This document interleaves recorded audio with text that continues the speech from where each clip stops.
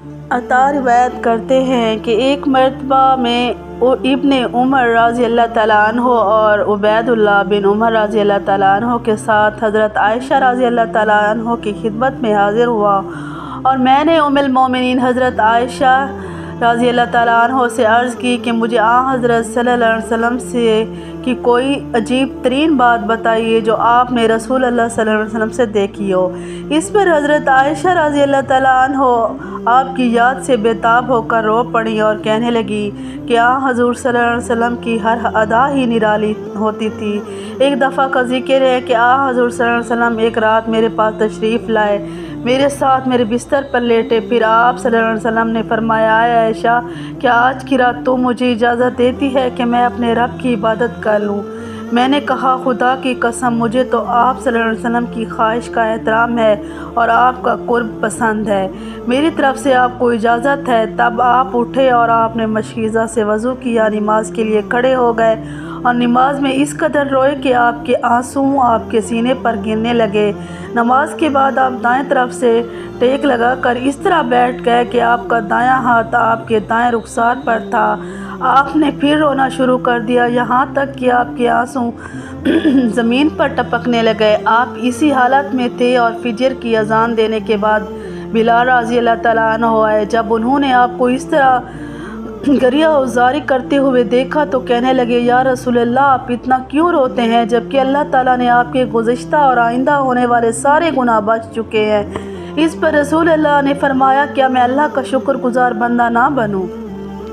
हज़रत आयशा से रिवायत है कि रसूल करीम सल्लल्लाहु अलैहि वसल्लम के साथ एक दफ़ा कुछ तकरार हो गई। आपने मुझसे पूछकर हज़रत अबू बकर को सालिस बनाया। आपने बात सुनकर ज़रा सख्ती से बात की तो रसूल करीम सल्लल्लाहु अलैहि वसल्लम फरमाने लगे, आए अबू बकर, हमने तुझे इसलिए तो नहीं बुलाया था। हज़रत अबू बकर रज़ी अल्लाह तआला अन्हु ने एक खजूर की छड़ी ली और मुझे मारने को दौड़े। मैं आगे आगे भागी और जाकर रसूल अल्लाह सल्लल्लाहु अलैहि वसल्लम से चिमट गई।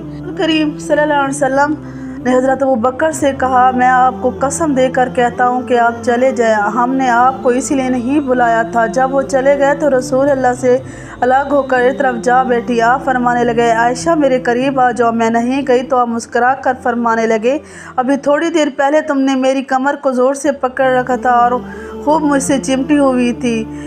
तो एक दफ़ा उनसे फरमाने लगे कि आयशा, मैं तुम्हारी नाराज़गी और ख़ुशी को खूब पहचानता हूँ। हज़रत आयशा ने अर्ज़ किया, वो कैसे? फरमाया, जब तुम मुझसे खुश होती हो तो तुम अपनी गुफ्तगू में रब मोहम्मद कह कर कसम खाती हो और जब नाराज़ होती हो तो रब इब्राहीम कहकर बात करती हो। हज़रत आयशा कहती हैं, हाँ या रसूलल्लाह, ये तो ठीक है, मगर बस मैं सिर्फ़ ज़बान ही से आपका नाम छोड़ती हूँ, दिल में तो आप ही आप हैं।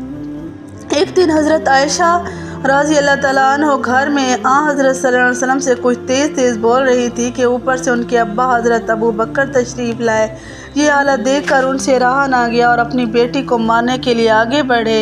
खुदा के रसूल के आगे इस तरह बोलती हो? हज़रत सल्लल्लाहु अलैहि वसल्लम ये देखते ही बाप और बेटी के दरमियान हायल हो गए और हज़रत अबू बकर की मुतवक्किल सज़ा से हज़रत आयशा को बचा लिया। जब हज़रत अबू बकर सदीक़ रज़ी अल्लाह तआला अन्हु चले गए तो रसूल करीम सल्लल्लाहु अलैहि वसल्लम हज़रत आयशा से अज़राए तफ़नीन फरमाने लगे, देखा हमने आज तुम्हें तुम्हारे अब्बा से कैसे बचा लिया। कुछ दिनों के बाद हज़रत अबू बकर दोबारा तशरीफ़ लाए। हज़रत के साथ हज़रत आयशा हंसी खुशी बातें कर रही थी। हज़रत अबू बकर कहने लगे, देखो भाई, तुमने अपनी लड़ाई में तो मुझे शरीक किया था, अब खुशी में भी शरीक कर लो। हज़रत आयशा फरमाती हैं, हजूर गोश्त की हड्डी या बोटी मेरे हाथ से ले लेते और बड़ी मोहब्बत के साथ उस जगह मुँह पर रख कर खाते जहाँ से मैंने उसे खाया होता था। मैं कई दफ़ा पानी पीकर बर्तन हजूर को पकड़ा देती। हजूर वो जगह ढूंढ कर जहाँ से मैंने पानी पिया होता था वही मुँह रख कर पानी पीते थे। यही वल्हाना प्यार था कि एक दफ़ा हज़रत आयशा ने फरमाया, हजूर को इख्तियार था कि बीवियों में आप जिसको चाहें उसकी बारी मौखर कर दें और जिसे चाहें अपने हाथ जगह दे दें। फिर भी ज़िंदगी में एक दफ़ा भी आपने ये इख्तियार इस्तेमाल नहीं फरमाया और मगर मुझे इख्तियार हो तो मैं सिर्फ़ आपके हक़ में ही इस्तेमाल करती। एक मरतबा रसूल अल्लाह सल्लल्लाहु अलैहि वसल्लम ने हज़रत आयशा से फ़रमाया, मुझे अल्लाह की एक ऐसी सिफ़त का इल्म है जिसका नाम लेकर दुआ की जाए तो ज़रूर कबूल होती है। हज़रत आयशा ने शौक़ से अर्ज़ किया कि मुझे भी वो सिफ़त बता दें। आपने फ़रमाया, मेरे ख़्याल में तुम्हें बताना मुनासिब नहीं। इस पर हज़रत आयशा जैसे रूठ कर एक तरफ जा बैठी कि खुद ही बताएंगे, मगर जब हज़रत सल्लल्लाहु अलैहि वसल्लम ने कुछ देर तक ना बताया तो अजब शौक़ के आलम में खुद उठी, रसूल करीम की पेशानी का बोसा लिया, अर्ज़ किया, या रसूलल्लाह, बस मुझे ज़रूर वो सिफ़त बताएं। आपने फ़रमाया, दरअसल इस सिफ़त के ज़रिए खुदा ताला से दुनिया की कोई चीज़ मांगना दुरुस्त नहीं, इसीलिए मैं बताना नहीं चाहता।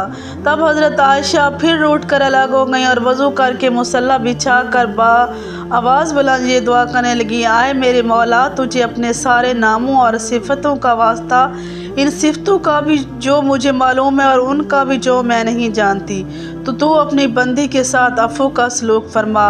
हज़रत सल्लल्लाहु अलैहि वसल्लम पास बैठे देखते और मुस्कुराते जाते और फरमाया, आए आयशा, बेशक वो सिफ़त इन्हीं सिफ़ात में से है जो तुमने शुमार कर डाली।